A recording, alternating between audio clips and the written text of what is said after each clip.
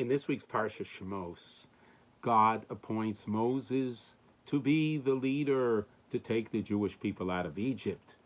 And with this appointment, Moses argued with God and said, look, God, there are people that could be better for leadership for this job than me. And one of his arguments was that I am tongue-tied. I have a speech impediment.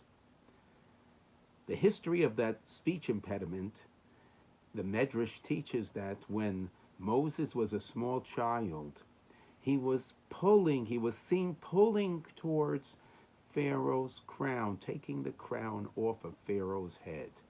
And Pharaoh's advisor said that this is a sign that this baby is going to one day be a leader of the Jewish people and cause tremendous calamity to the Egyptians. So they decided to test the situation. Is this boy just playing with the crown? Or is there really an internal motive to remove Pharaoh's crown? So they devised an experiment.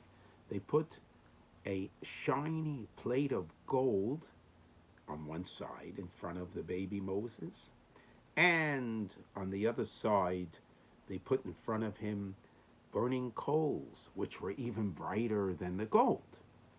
So they figured the following: if the baby Moses goes towards the gold, then he really knows what he's doing, and he consciously is pulling that crown off.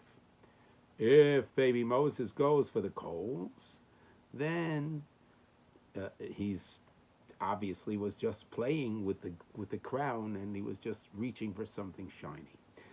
And the experiment was set up, and baby Moses, wise baby Moses, was put his hand out to reach towards the gold, and an angel came and pushed his hand away into the coals, and Moses took the burning coals and put it in his mouth, and that damaged his tongue for life.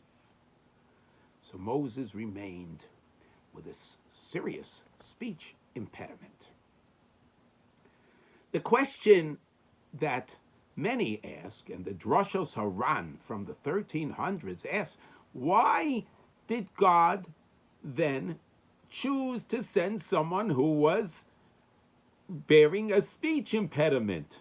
Or maybe God should have cured Moses as easily. God could have cured Moses' speech impediment. Why did God send a man with a speech impediment? And the Drashos Haran says this is to teach us that in order to do a job, you don't have to be perfect. You could have a flaw. And if God wants you to succeed, He will help you to succeed. Perfection is not necessary. What is necessary is God for you to see that you are deserving of His help, of His assistance in carrying out the job and task that you would like to carry out in our lives.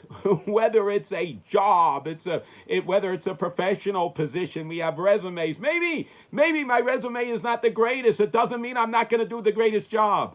Maybe even in domestic matters, in family matters, in community matters, maybe my resume is not the greatest. Maybe I don't seem to be the most qualified. It doesn't mean that I'm not going to do a great job. God does not need a perfect person. God needs the person to be deserving. That is why God sent Moses with a speech impediment to speak to Pharaoh, to speak and teach the Jewish people. You don't have to be perfect to get God's help. Have a fabulous Shabbos, and let us serve God with our talent, with our abilities, and if we are deserving and we truly desire God's help, God will be there for us and we will succeed.